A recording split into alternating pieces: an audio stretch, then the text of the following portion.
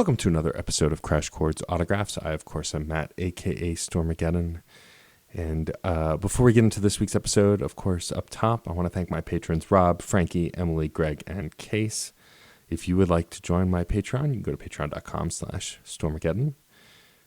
Moving on from that business to new business, if you've been listening the last few weeks, and if you haven't, then this will be your first time hearing, I am moving autographs. Autographs is changing from Crash Chords Autographs to Certain POV Autographs, and is the last of my podcasts to join the Certain POV podcast network. The transition made sense. It's the only podcast still active on crashchords.com, and while that site's not going anywhere, it just made sense to put this podcast with everything else. So this is the last episode that's going to go up on crashchords.com. If you are using the website instead of a podcast app to listen to the show, you can just go to certainpov.com and you'll be able to find autographs there under its new banner by the time the next episode airs. At least that's the plan. If you have any questions about the transition, feel free to shoot me a message. Let me know if the podcast isn't populating in your feed anymore. I'm going to do my best to make that transition easy so you don't have to resubscribe anywhere. That said, if for some reason you are not receiving the episode after this one, please let me know. It will still be on a 2-week schedule every 2 weeks. But yeah, I'm really excited for this transition. It just seems to make sense. And shout out to Steve Nagel, former co-host of the original Crash Chords podcast, for helping me with that migration. But enough about that. On to this week's episode. I have the incredible Tristan Miller, a comedian, actor, podcaster based in New York. We got connected through fans of the My Brother and Me podcast. And mutual friend Frankie Bradley Lestrange connected us on Facebook many years ago, and then we recently connected again on Twitter. And I was really excited to have him on the show because I've been a fan of his comedy and his podcasting for a while now. So without further ado, here's my incredible, hilarious, and joyful conversation with the incredible Tristan Miller.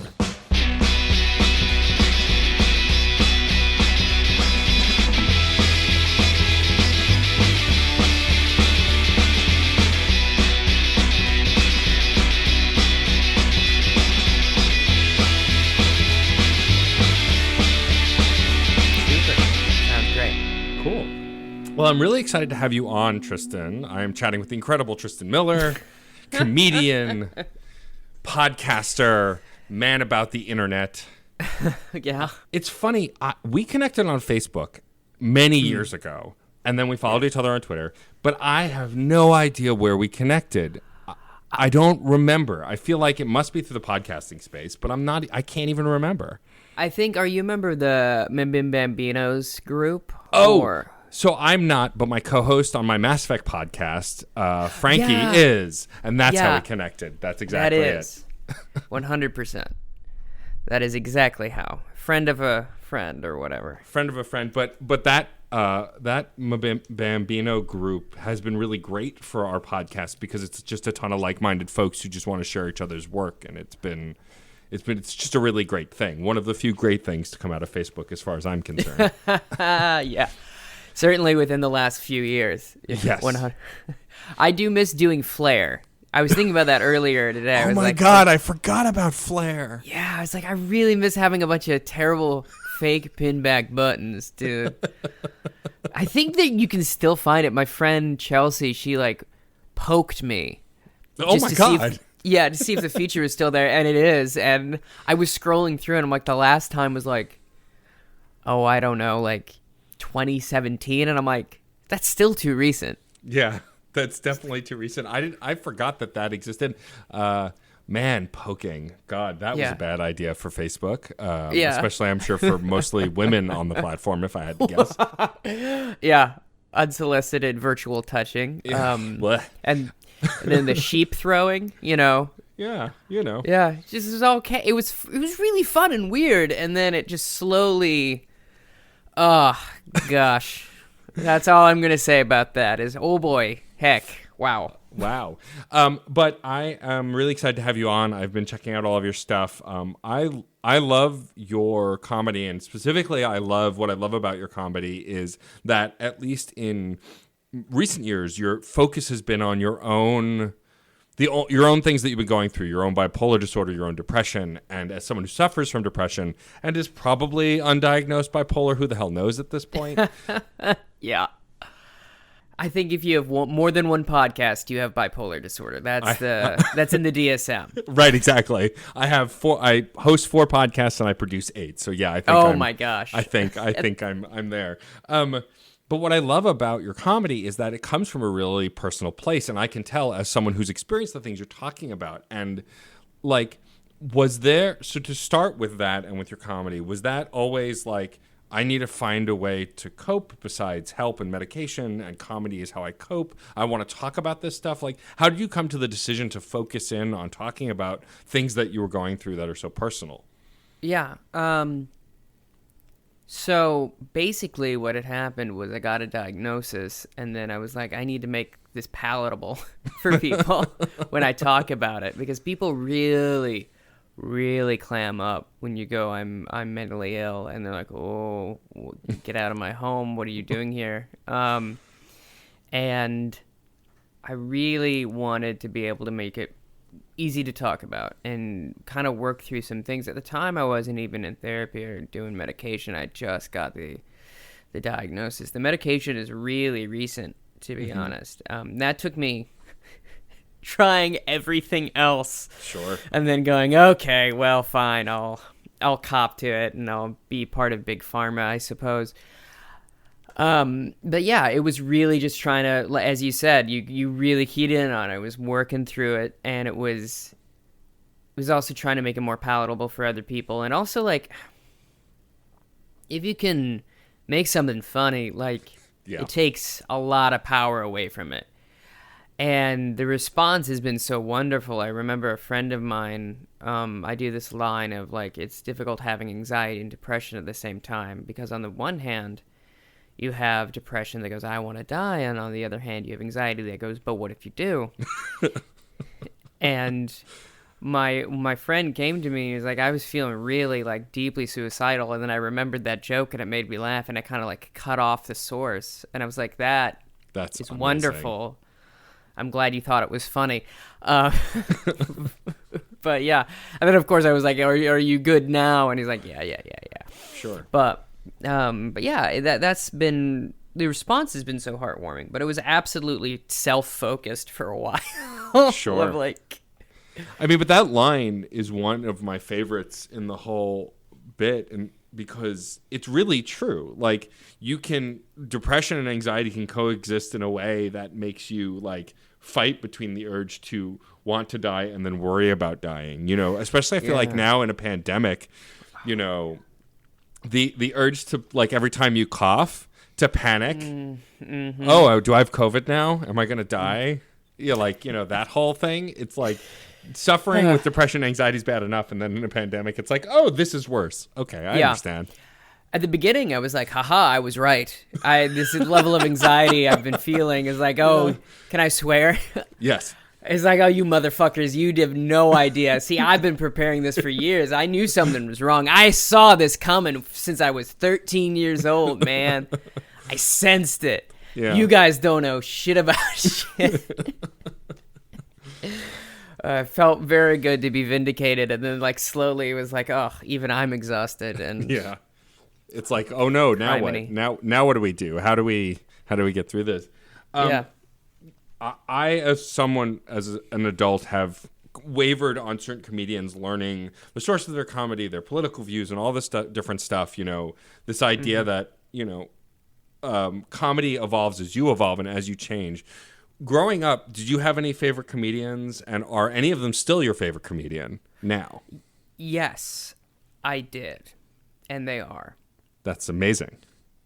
I love that. Well, I guess for me, it's just I grew up in an era of, first, of course, loving Bill Cosby, which I feel like same. and then Christopher Titus was one of my comedy heroes for many years. I'm not familiar. He was a sitcom star, and he did a lot of, like, kind of like a little bit right-wing comedy, but it always felt kind of neutral more than right-leaning. But, like, then he got a podcast and started calling all gamers man children and started saying that you're not manly if you cry. And I was like, all right, I'm done. Yeah. My queer heart can't take this. You're a dumbass. Yeah, 100%. Yeah, I still have a bunch of favorites. Growing up, like it's the way I kind of frame it is going back to the well, because when you're, the same way, if you're a musician, you start off by playing covers, and you always kind of can go back to that and go, okay, well, I like, the Beatles or whatever, if you're 65. And I think, and I think you can see smatters of everything, of like Robin Williams and Eddie Izzard and Craig Ferguson and Steve Martin. And there are a bunch of comedians that I really admire that do something that I can't. Right. Like Rhea Butcher, they're fantastic. Yeah. They'll just stand there and say joke after, like, one-liner after one-liner. Or Mitch Hedberg did the same thing. And I'm like, I can't do that because I'm too scatterbrained. And I remember when I was first starting out, I was really trying to stand there with a microphone, and I slowly realized that ain't me. Yeah. I have to, wander around the stage, and 9 times out of 10, I don't use a mic because I feel so limited by it. But yeah, all of that stays with you, and then you discover new comedians in new ways. Like My Brother and Me was a fairly recent thing. I wasn't there from the ground up, and they were a pretty big influence. Yeah, it's interesting. For a while, yeah. It's interesting with comedians. Like you mentioned Mitch Hedberg, someone who I don't think about as much as I probably should, because unfortunately he passed so young. Yeah. But like, I remember the first time I discovered his first Comedy Central Presents special, and I felt like he unlocked the Matrix code to my brain and my sense of humor, because he wasn't even necessarily saying jokes. I mean, he was, but like he was just matter of fact talking about things, and you laughed because they were ridiculous and they were funny. It takes me back to even George Carlin, like comedians who just talk about life and talk about things and maybe exaggerate a little, but for the most part you go, oh no, they just tapped into my brain, and now I understand why this is funny. And that always blew me away, is when people could really get to the core of what made you laugh without you even seeing it coming. 100%. And like, it all comes from a place of like, oh, I have thought about that before. Yeah. Like Bill Engvall, who I watched a lot of the Blue Collar Comedy Tour growing up, being from South Dakota and Minnesota. Like, they were a big fuss. And he said this thing of like, all jokes are a weird thought. And then he goes to do this bit about like, why do fish like worms? At what point did they get that first taste? And I'm like, that's very solid. And that is something I've thought about. Yeah. And that was really kind of set a precedent of like, you don't even need to have a setup and punchline. Sometimes it's just a weird observation. Yeah. And it's always so beautiful to see how comedians grow and change, like you were saying before. Like Patton Oswalt tries to keep his pulse on, like, at least vaguely. He's old and he has sometimes he has some trouble, but that's the way it is. And you see the way he delivers jokes is different. Same with like Craig Ferguson, and my friend Mike Kaplan did a beautiful. If you listen to all like 5 albums, which is ridiculous that he has. And you hear him go from telling very rapid fire one-liners essentially and puns and all these word, very, lexicocacophony jokes. And then now he's talking about deeply personal things as well as observations. And it's just such a wonderful thing of like getting to see everybody grow. And I feel like sometimes, this is where I'm going to sound like an old person, we don't give people the space to do that. Yeah. And that's very frustrating. Because as a comedian friend of mine, Gianmarco, put it, is like, yeah, I did some deeply problematic accent work as a young comedian and a young man doing theater growing up. But I'm like, yeah, because it was socially acceptable to do that sort of thing. And then things change. And I remember couple years back, someone was like, they wanted me to play Psy, who did Gangnam Style. And I was like, well, and I was very polite about it. And I was like, well, I can't do a Korean accent. And, I'm trying to give them a soft out. Right. And they responded with, oh, it doesn't need to be Korean. It can just be any old generic Asian accent. And I'm just like, And I was like, I'm not comfortable with this. Find someone else. It's 2018. Go to Twitter for a minute. Yeah. Yeah, and like, I don't know. It's just so, but it's there's a term called kind comedy. Yeah. Where you play a joke on yourself. Mm-hmm. And most of the time, I think that's not only the safest, but a lot of the time just the funniest way of like, look at me. I'm a fool. Which is kind of going back to like going from a personal experience. I'd rather dunk on myself than other people because I know I can take it because, who the hell am I? That's a good point. Yeah. Just like I'm just some dude in a studio apartment in a basement, Yeah. I mean, a lot of the humor I identified with growing up, though, was self-deprecating. I mean, that's why I loved Eddie Izzard's comedy, because when I was growing up, like, even though I wasn't trans, I was queer, but still understanding what that meant, like, her comedy it transcended that. Like, just talking about having crushes on girls, like, I was like, I get that. I understand that. I understand what it's like to have a crush on somebody and then want to hit them with a piece of French loaf and run away, going, ha ha. Yeah. And that's going back to the more self-deprecating storytelling stuff, which I find that I identify with the most, and maybe why I got into podcasting to a degree, because a lot of the earliest podcasters were comedians telling stories. Like the most famous case of Mark Maron, who is one of the biggest comedian podcasters now. His whole thing was just dunking on himself constantly, and then brought guests on to ask awkward questions and continue to dunk on himself. Yeah, 100%. I like how most of the early episodes are just him apologizing constantly for being an asshole. And like, I like, part of me really likes that he did it publicly, because on the one hand, it is self-deprecating and kind of funny, but also like, did he text that person and going, hey, I'm sorry for this specific thing. Do you want to come on the podcast and talk about it? I don't think so. Yeah. I think he was just like, yeah, no, I did this thing and I'm sorry. Sorry about that.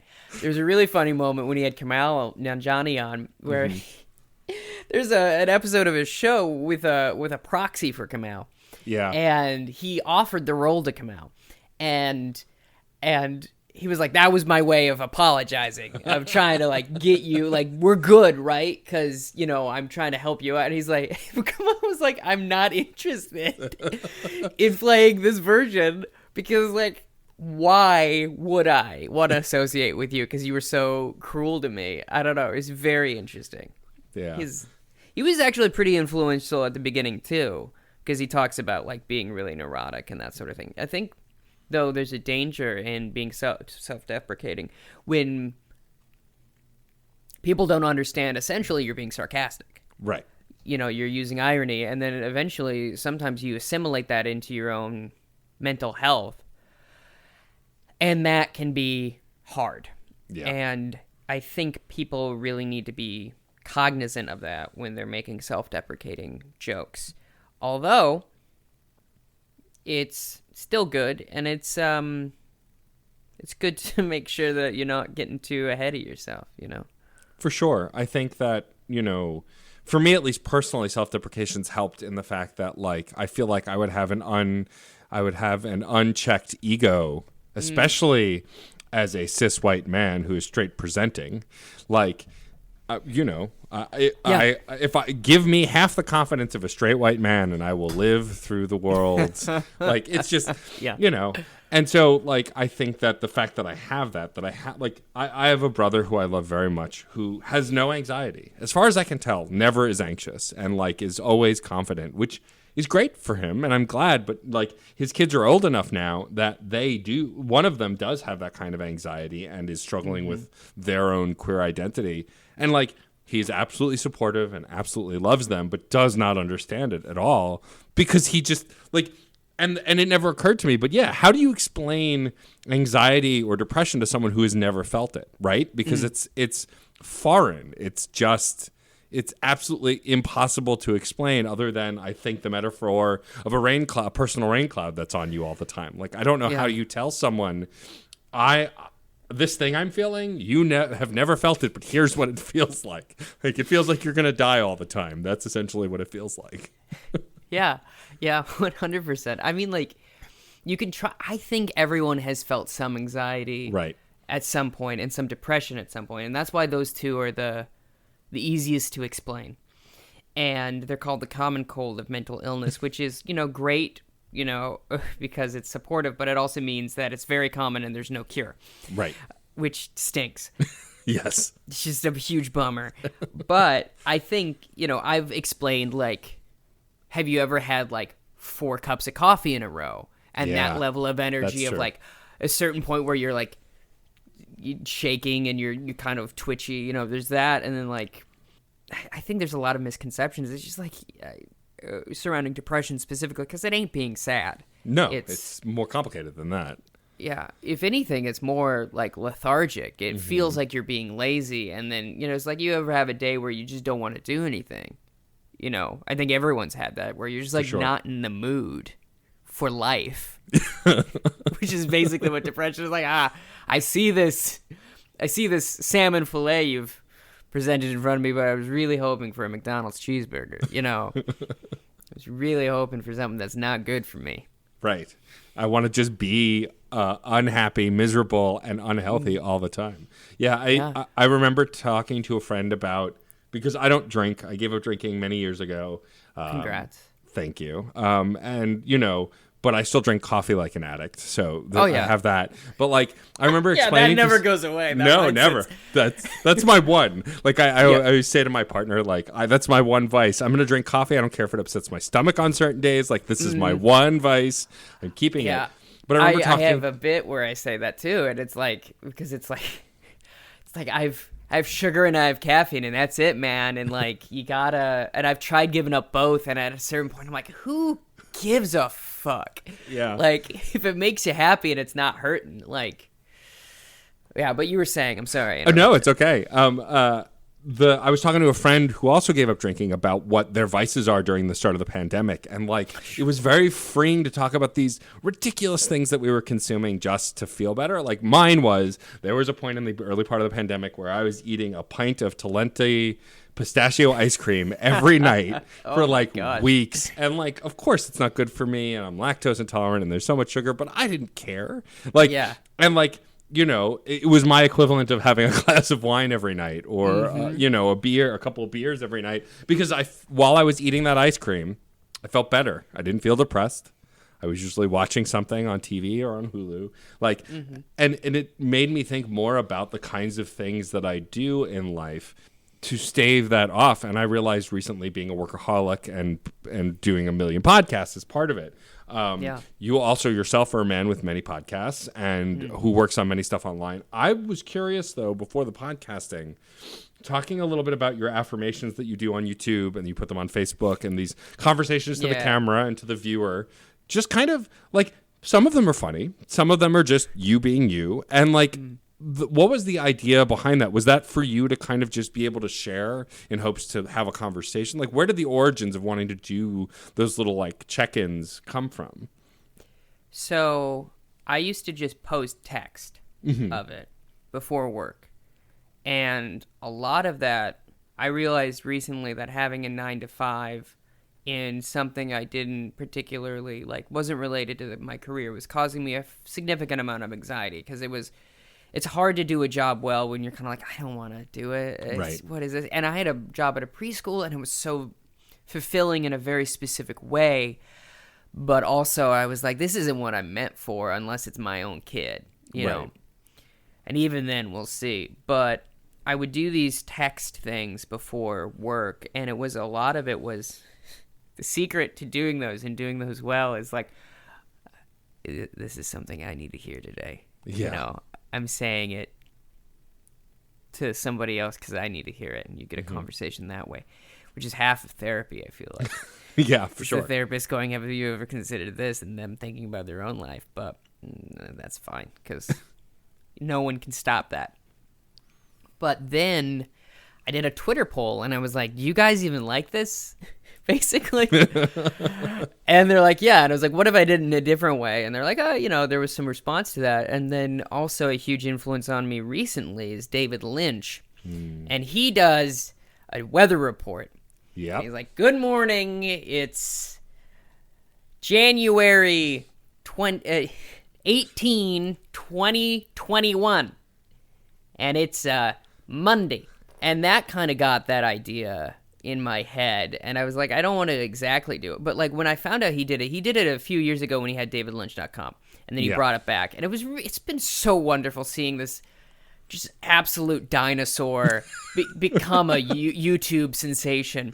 Because there are people that just know him from that and don't know his films. And I think that's just so beautiful. That's amazing. Yeah, and it kind of came from that too, and I kind of figured out I had a kinship with him in this regard when I found out that he did it, because not only do I do the affirmation thing and like the check-in, I think a check-in is a good way to kind of thinking about it, but I also, when it's like really nice out, I'll say, hey, you should go outside, it's really nice out.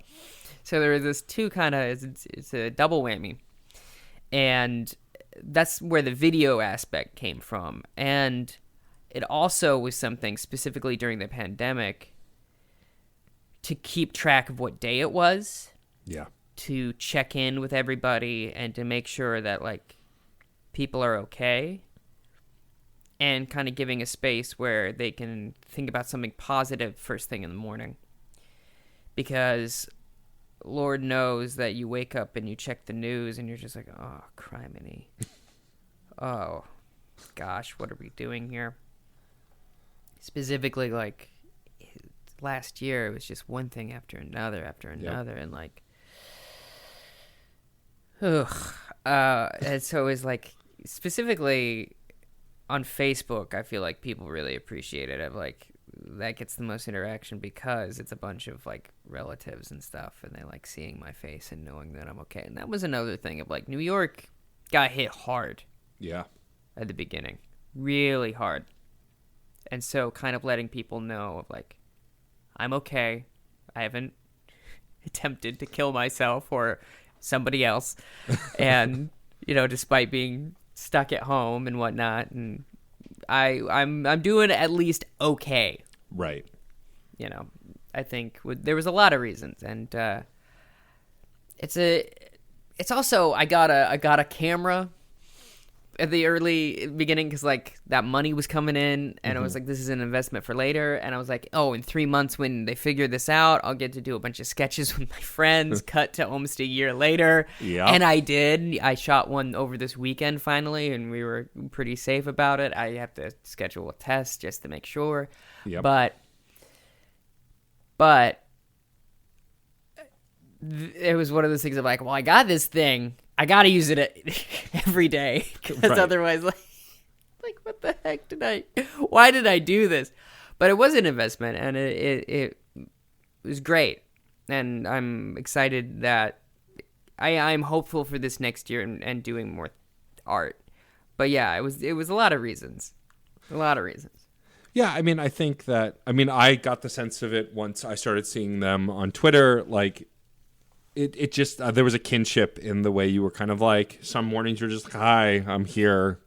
I don't really know what I'm doing, but, we're here. And like, because it's so easy to wake up that way in the pandemic of just kind of feeling a little lost. Like, I'm very blessed to have my spouse, and that we usually get each other going as far as just waking up and like having breakfast and like spending the morning. But we both have remote day jobs. We're both sitting at computers all day. And so,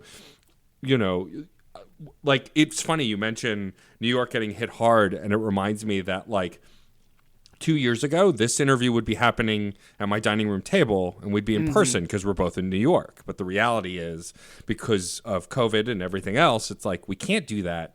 And like, on one hand, it made doing remote interviews way easier. More people were familiar with Zoom. More people are familiar with having a webcam or a microphone and some way to record remotely. But like, on the other hand, it does make me miss I miss New York as a whole, just the experience of the city. Like, it's been really bizarre. Like, we watched the movie Soul, which has a lot of great scenes that take place in New York, the Pixar movie. And then I've also been playing Spider-Man Miles Morales on the PS5, which lovingly recreates Harlem as well as most of if not all of New York. And like, just swinging through Central Park, I went, oh yeah, Central Park. That's a place I haven't been in over a year.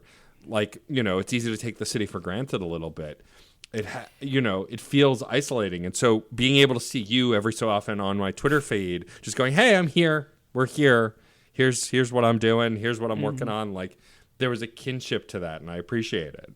No, thank you very much. I'm glad it hits. Sometimes, like, you don't get a response. And so, like, you're sometimes, and you're just like, oh, I hope this helps. And people have come up to me or like message me, like, this really sometimes is like, that's something I need to hear in the morning, because like, good night, Louise, it's rough out there.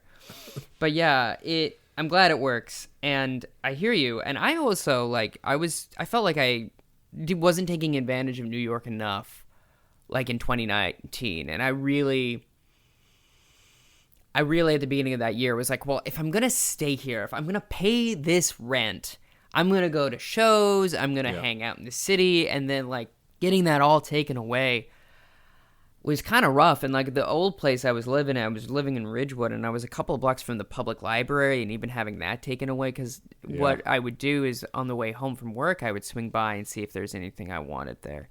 Yeah. And it's just so frustrating, because the city has so much to offer when it's in full swing. And now, obviously, things are different, and they're going to be different for a while. And I hear you as well with, like, media consumption. I was watching Afternoon Delight, because with WandaVision on, I was reminded on how much I love Kathryn Hahn. Sure. And she stars in this movie, and I was watching it set in L.A., and I'm like, you all are too close together. No one's wearing masks. Like, I have that instinct, like, even period pieces and, like, Mandalorian or whatever. I'm like, why aren't you? And then, but also, like, behind the scenes of Mandalorian, I was like, I do know that it was shot during the pandemic, and they're behind the scenes of, like, Jon Favreau, put on your mask. I don't care. Like, and it's one of those things with Hollywood, with those, like, because all the PA, I was working on a Netflix show, and all the PA, like, everyone was in masks and PPE and all this stuff, specifically the closer you got to the action, as it were. Yeah. But it made me recognize that, like, if Jon Favreau catches it, he goes to the best hospital, he gets over, like, even with, like, Trump getting it, like, he was over it in a week or whatever, because of the fact that, like, he just gets the best medical care because he's the president. And I mean, that's the most extreme example, but even, like, I don't know, like, TV and film stars or whatever, like, they're gonna go to Cedars-Sinai and get it done, and they're priority people. And it's fundamentally frustrating when people are dying. Anyway, that's incredibly negative. That's okay. I mean, you're not wrong, though. Like, when the story, like, I'm excited about the Batman as much as the next person, but when it came out that Robert Pattinson went on set untested and just got everyone sick, it's like, and I like Robert Pattinson. I've been one of his defenders as far as an actor for a long time, because I knew Twilight was great. A blip, and he's great. But, like, that's so unbelievably careless and stupid, and, like, it bums me out, like, because I'm someone who spent a lot of time in the city before COVID got in full swing. I was a DJ, and I did shows, and I also worked within the burlesque scene, and, like, all of that disappeared. And, like, I was taking a step back from live performance to focus on podcasting before the pandemic started. But to that end, I had also gotten a bunch of press passes for conventions and was going to do live panels for my podcast, and those all went away too. And, like, so now...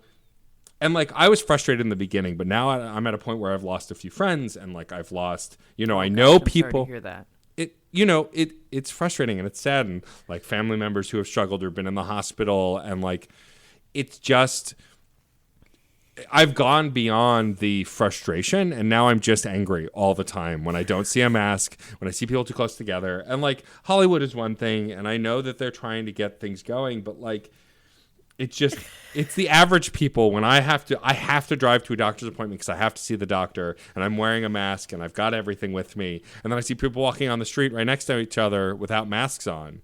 Like, when my spouse and I go for a walk in our neighborhood, we still wear masks. Yes, we're not worried about getting each other sick, but like, you don't know if you're going to see somebody. Like, the frustration with that is endless.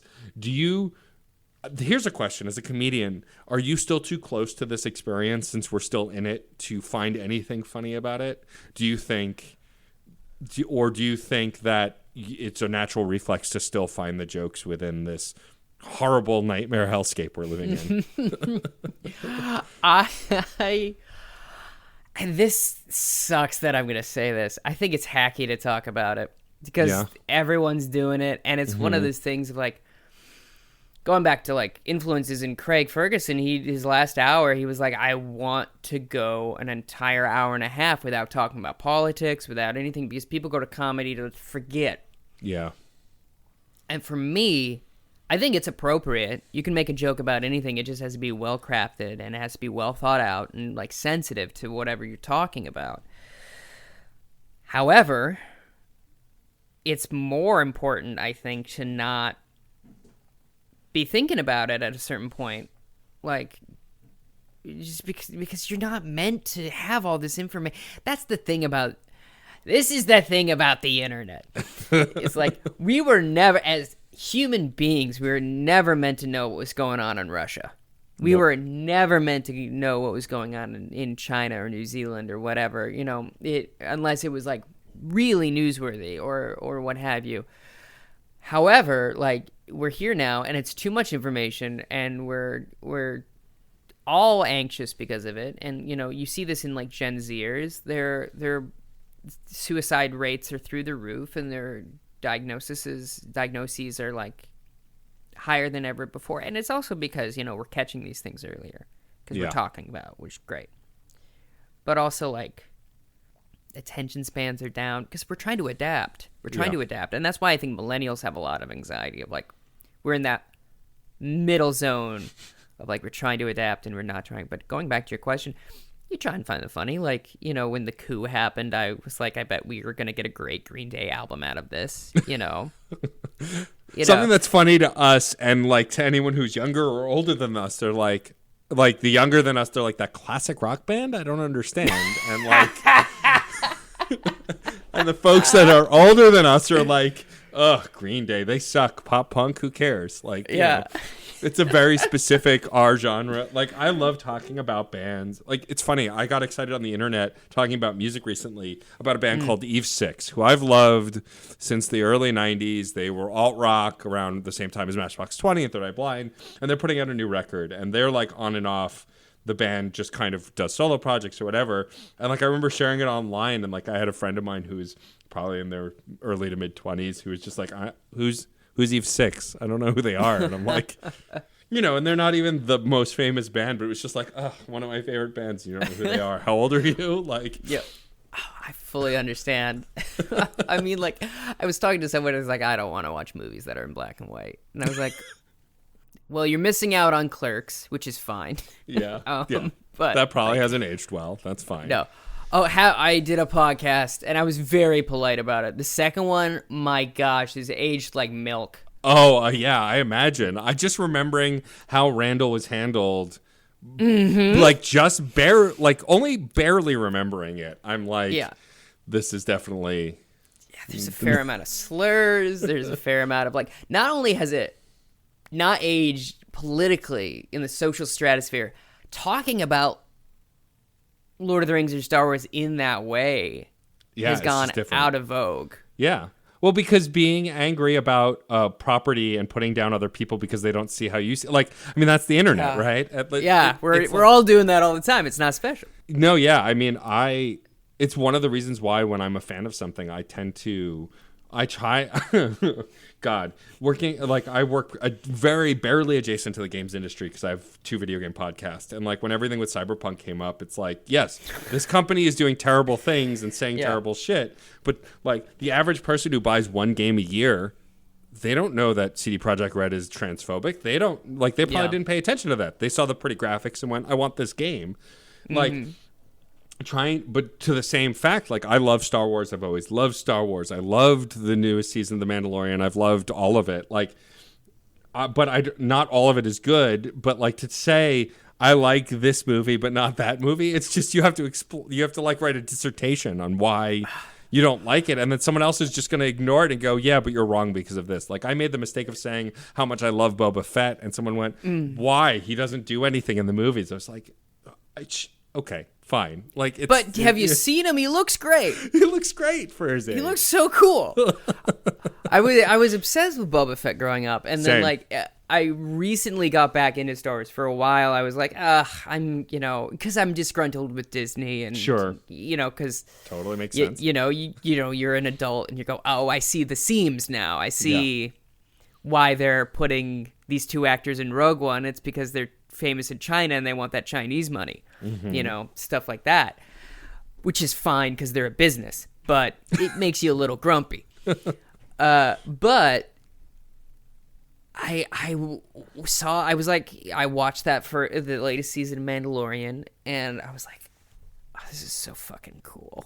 This is rad. Like, that's the point, is like, I know you can get a lot out of it. You can really mine it for character stuff and being relatable, and you can get a lot of deep stuff out of all the mythology, but at a certain point, it's like, I just want to see Boba Fett kick ass. Yep. And I did, and I got that, and we're going to get a whole series of that. Yeah. And I love Tim Morrison so much. I think he gets a really bad rap because of the intentional style of the prequels. That's you've opened a Pandora's box. Uh-oh. Yeah, because like George has even gone on the record of like, yes, I asked them to act that way because that was the style in which I wanted to present this story. It's not like they're bad actors. It's that director specifically asked them to bad. Do a thing. And it's just like, because it's, meant to be like serialized and stuff. And I made this observation of like, the original trilogy is clearly the 70s and the 80s. Look at those haircuts. Yeah. And then the prequels is the 50s. You even get like Dex's Diner. Yeah. And that would mean, if you're calculating it out, the sequel trilogy should be the 90s. So where are Kylo Ren's frosted tips? That's what I wanted to see. Yes. And I did an edit of a picture of Adam Driver, and everyone like, this is a cursed image. Please stop. But yeah, I hear you. And it's also like, because people take it it's just a movie, and they're movies directed at children. Yeah, you can get a lot out of children's media. I really enjoyed watching Steven Universe. I like Gravity Falls. They're great. I love how Gravity Falls, he was just like, can I make Twin Peaks for kids? And he did, and it was great. And but at a certain point, the messages and the morals of the property are aimed towards 12-year-olds. Yep. Because it's important that 12-year-olds have these stories. And I think you're sort of, how do I put this? You're sort of taking something away from kids when you make it about you in that way. And I think that's, not morally bankrupt, but a little despicable. Like, I get that. For example, I didn't much care for Rise of Skywalker. Having watched it more than once now, I'm like, oh, this is, an adequate film. It's fine, yeah. Yeah, it's whatever. I just disagreed with a lot of the choices that they made, but like, it's not poorly executed per se. But I know a lot of like young people that loved it. Yeah, they thought it was so cool. They loved seeing like Rey and Kylo fight, and all this stuff. And I was like, that's fantastic. Let the kids have this one. Sure. Yeah, I mean, it's reminiscent of me. Like, you mentioned Steven Universe, but even like when She-Ra got the reboot on Netflix, which I loved. I thought it was the most perfect, gayest thing I could have ever wanted. Yes. But like, I shared opinions about it when I was talking about how much I loved it. But like, even if I didn't like it, it wasn't made for me. Mm-hmm. I get to like it and I get to enjoy it, but like, it wasn't made necessarily for me, and that's okay. Like you mentioned Gravity Falls before. I got into Gravity Falls after it had aired.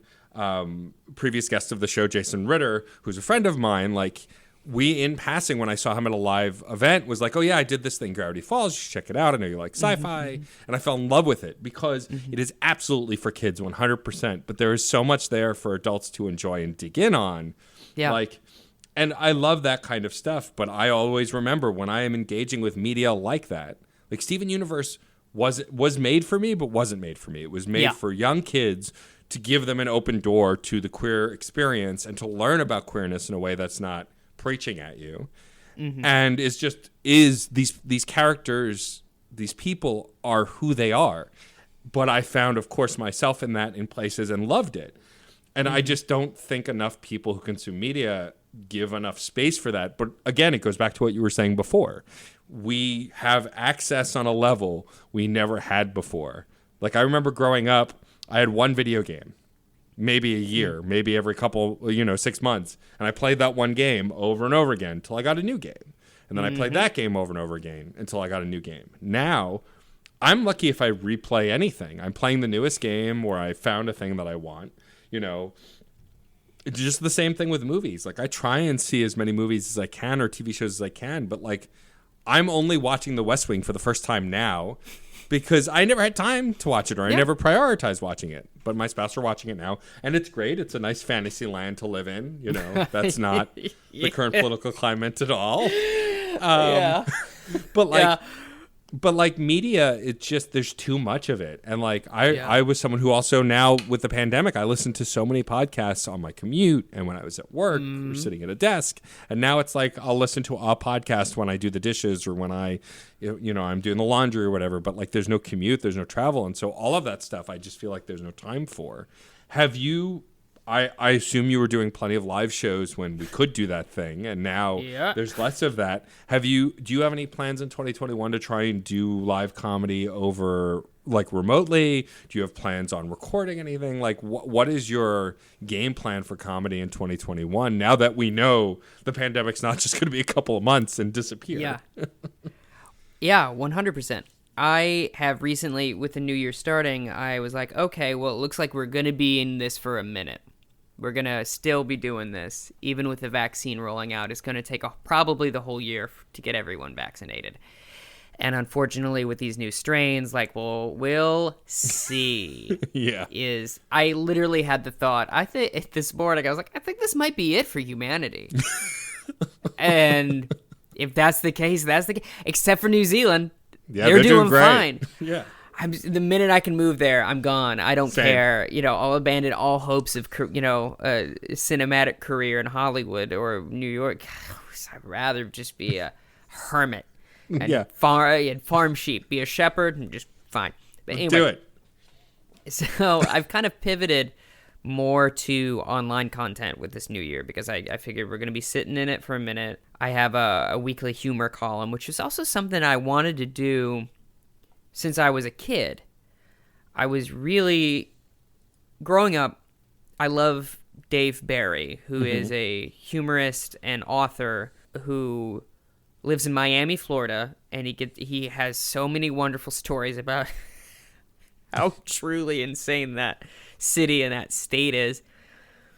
But he had a weekly humor column in the Miami Herald, and I grew up listening to the collections of those. And ever since I was a kid, I wanted that and a syndicated newspaper comic. And I just got myself I was like 75. I've always been like just so old. It's great. I love it. Yeah, I do too. I think I've really leaned into it, and I don't care. Like, I'm a dinosaur, and that's fine. But I started doing a weekly humor column, and I just got myself a little drawing pad, and I'm going to try and do comics every once in a while, and like, I'm trying to kind of pivot more to that. During the pandemic, my podcast about murder mysteries, and fiction, detective fiction, I should say, we started going weekly rather than bi-weekly and kind of continuing that. And as far as like stand-up goes, I did do a show. It was pretty safe, which is another reason I need to get, checked out by a doctor. it was real. I got spoiled on the Netflix show as well because I was getting tested like 6 times a week. It was amazing. And I was like, oh, I feel as safe as I can be. Right. But I got to do a show, and that was really great. And I had done one open mic previously over the summer, and I was like, just to kind of check in and to make sure I could still do it. Right. With all that being said, once things are settling down and settled down as much as they can be, I plan on starting to tour again. And what was frustrating, in 2019, I had the great opportunity to go to the Minnesota Fringe Festival and perform my hour of comedy about bipolar disorder. And it did really well. It was gangbusters. It was one of the most validating and wonderful experiences I've ever had as an artist and as a entertainer. And I was there for 2 weeks, and I did 5 shows, and that was my only obligation, was to do those shows. And I was like, this is great. I'm just a professional comedian for half a month.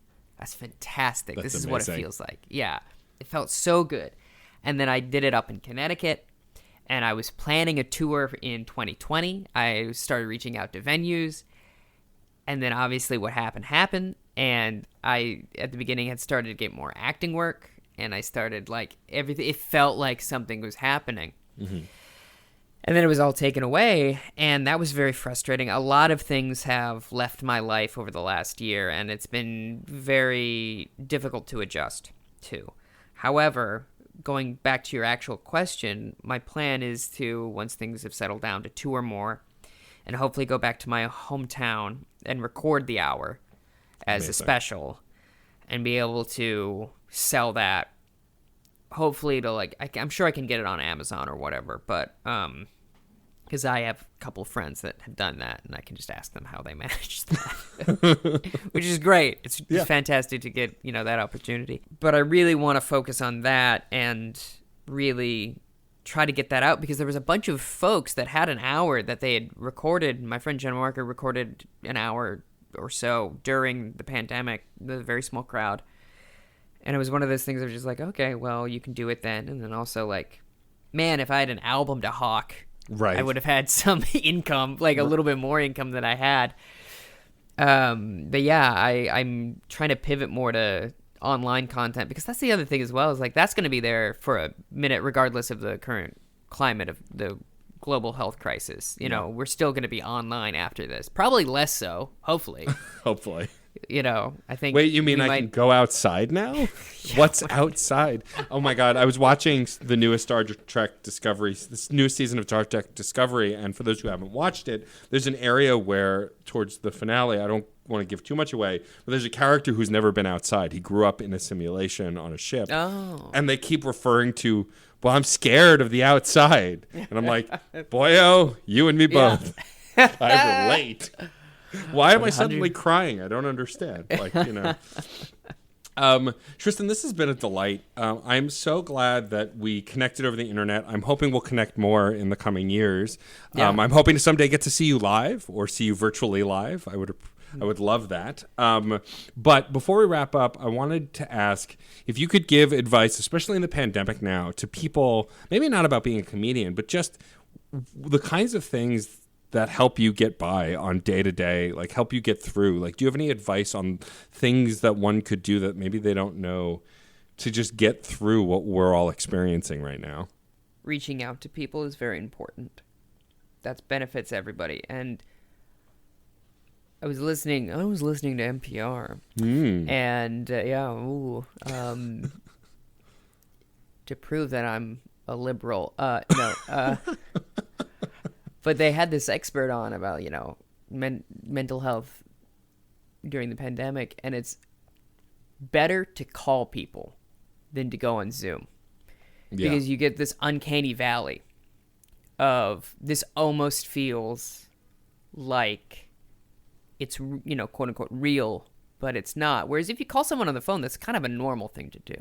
Right. And if you catch up that way, that's a little tidbit that I can pass on to you. I think, as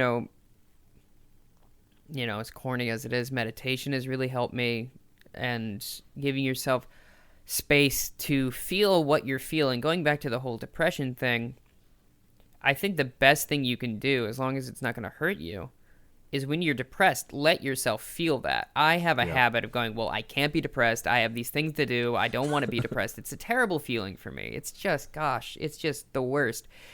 Because I don't think of myself as a depressed person. I think of myself that is someone who occasionally has depression because of the fact that, like, I'm pretty optimistic. And you see that, I think, in my content and my work that I put out.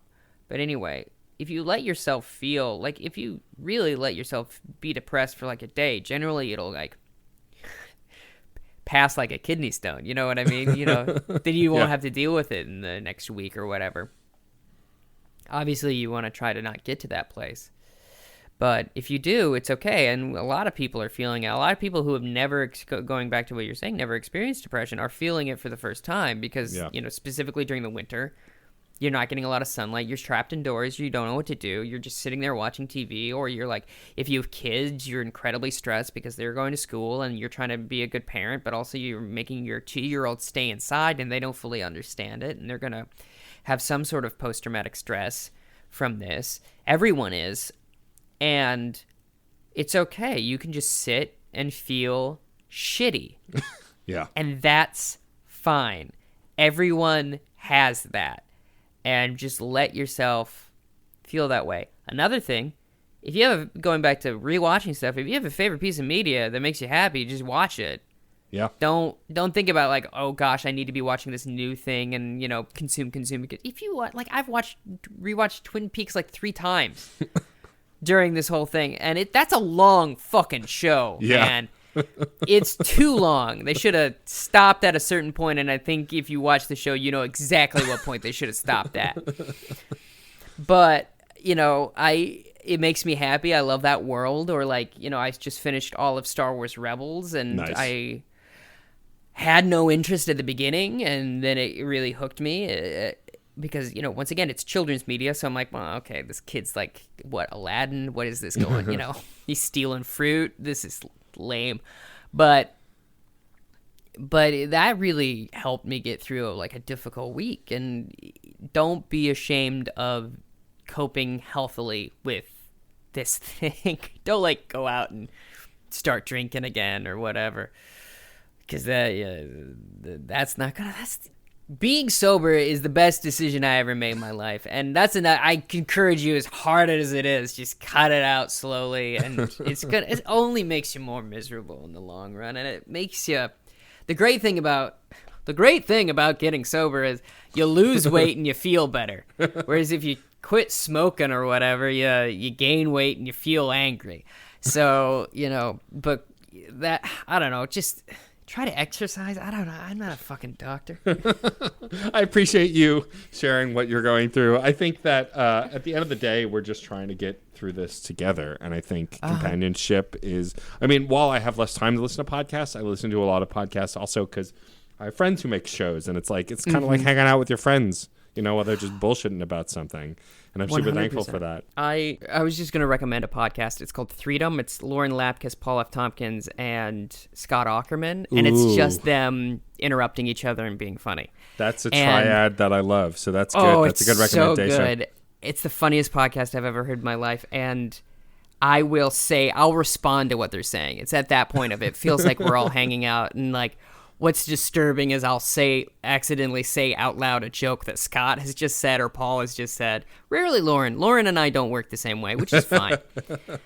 But I'll be like, criminy, I wish we were doing this for real. But yeah, Scott Aukerman is one of the few comedians who his ability to not get to the point makes me angry in the best way. Like on all of his shows, like Comedy Bang Bang and stuff, it's just like I love him so much and he's so funny, but then he'll spend 30 minutes not getting to whatever they're trying to do, of course, on purpose, and he's so good at it. I just love it. Such a ass. He just like loves stirring the pot in a way, and he's like a little kid getting away with something, which is so fun.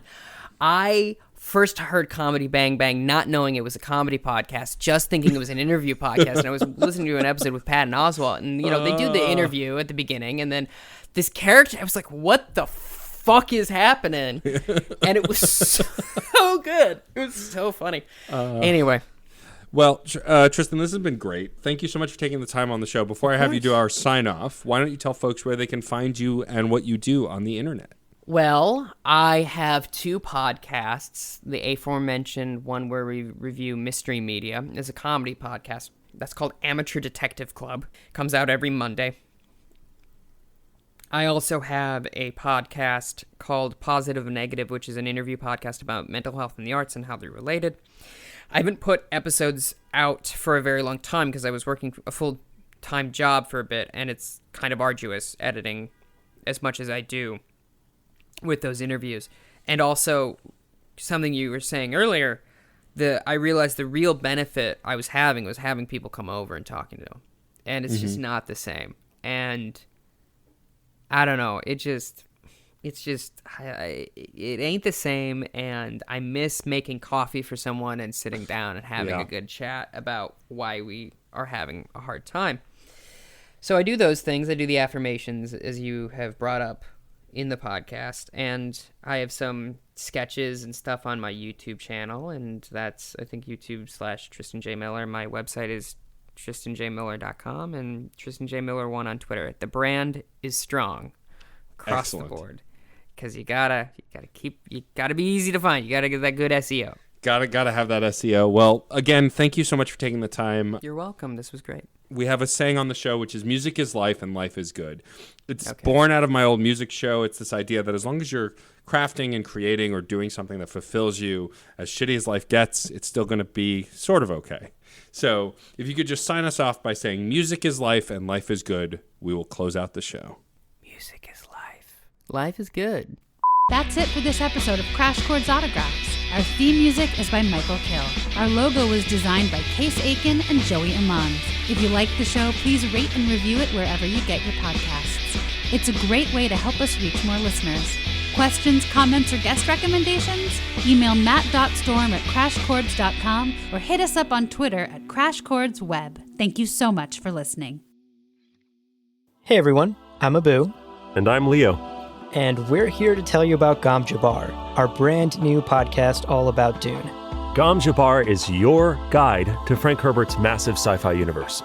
We'll be exploring the themes, philosophies, and characters found in everything from Frank's iconic novels to the adaptations on film and TV. And here's the thing. We do spoiler-filled deep dives as well as introductory non-spoiler episodes. So there's something for everyone.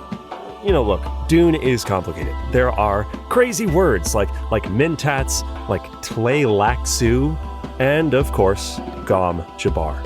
Our goal is to help you understand these words and many more that we can't pronounce. It's a theme. So find Gom Jabbar on your favorite podcast platform. We can't wait to share our love of the Dune universe, and we'll see you on the Golden Path.